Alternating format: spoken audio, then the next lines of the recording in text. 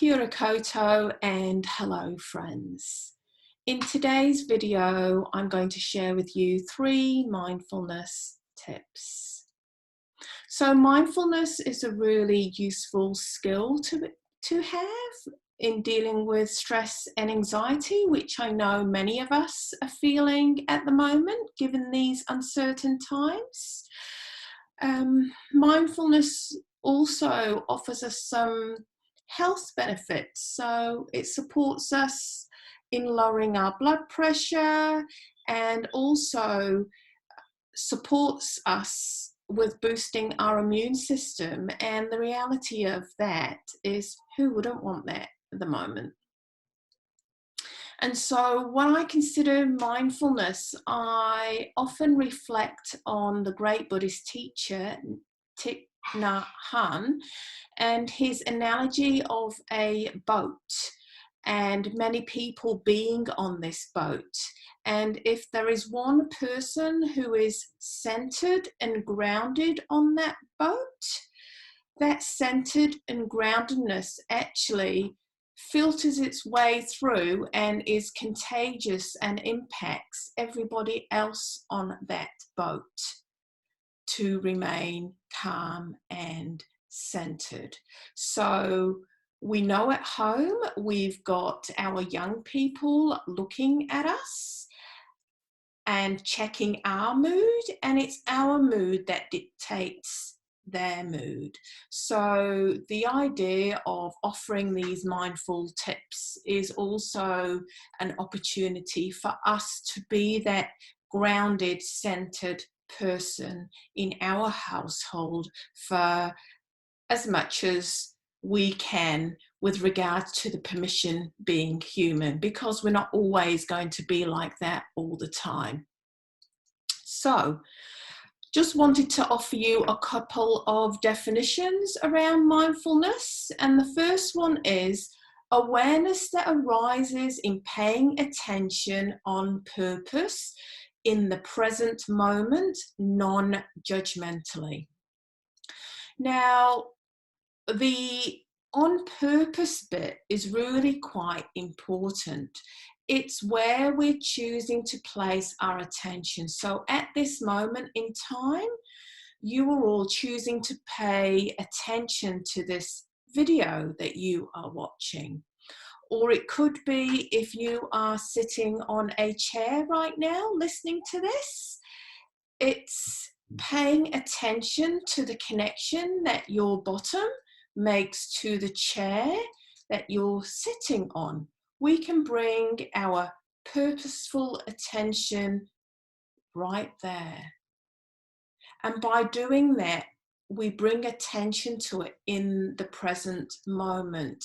And the idea of non-judgmentally, we have 150,000 thoughts that go through our mind every single day, and none of those thoughts actually mean anything unless we place meaning on those thoughts. So it's about just being in the space and just paying attention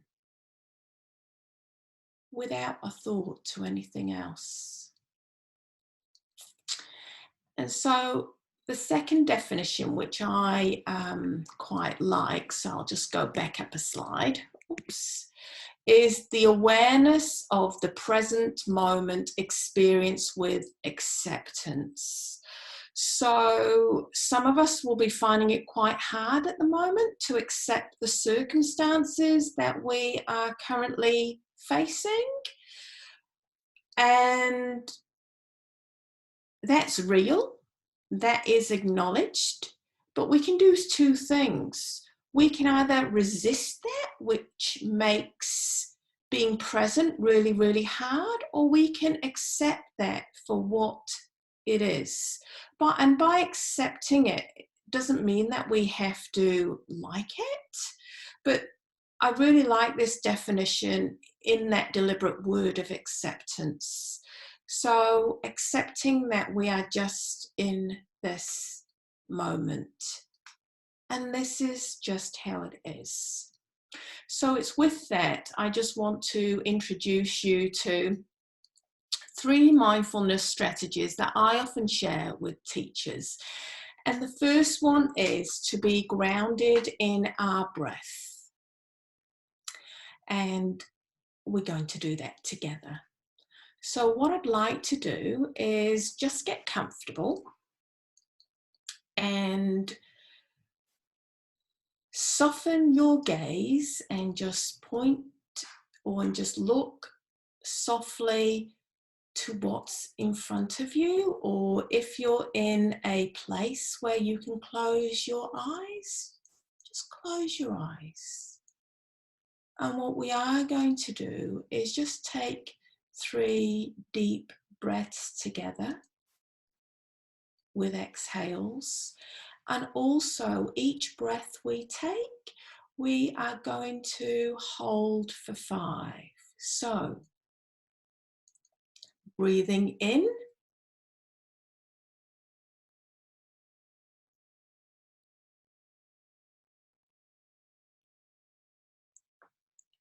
and exhale.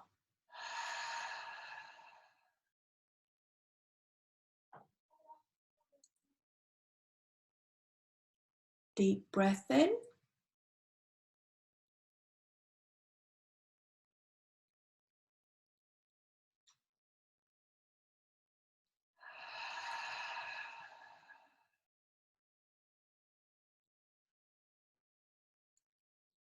Last one, in.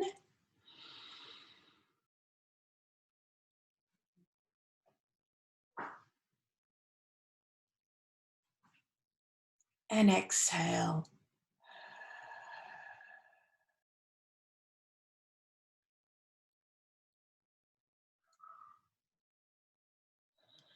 And already, if we're just noticing the sensation that we feel in our body,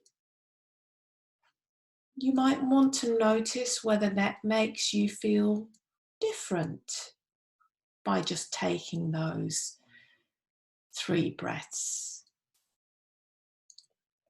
Very simple, very straightforward, and often something I like to do, because sometimes we need reminding of when to take those breaths. I have a bit of a cue at home, so every doorway I walk through at home, that is my cue to take 3 deep breaths. It's just really to get me into that habit. Now, the second strategy is mindful walking or walking in nature.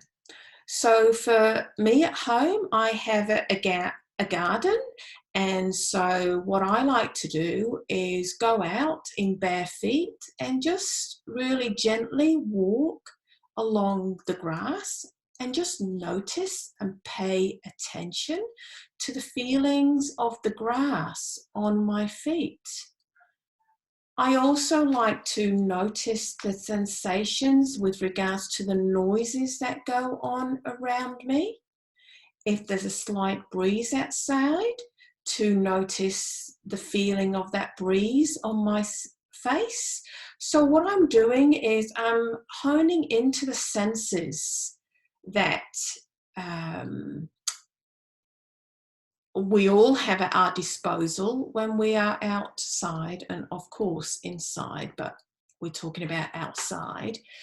The other thing I like to do if I'm out walking locally is to focus on a colour.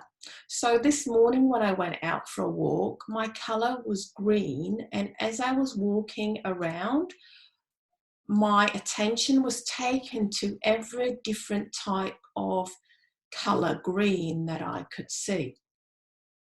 I went walking out with my husband this morning, and his choice was to feel. So he was stopping every now and again, and we have a number of trees on our walk, and he was just stopping and pausing and feeling the bark. So there's just a few ways there in which we can be mindfully present when we're out walking that perhaps you can draw from. Oh, you may even have some of your own ideas. The third one, now this is a strategy from Tara Brach, and it's a rain strategy. And I really like this for kind of tuning into our emotions, because we are all up and down at the moment. So rain is to recognize.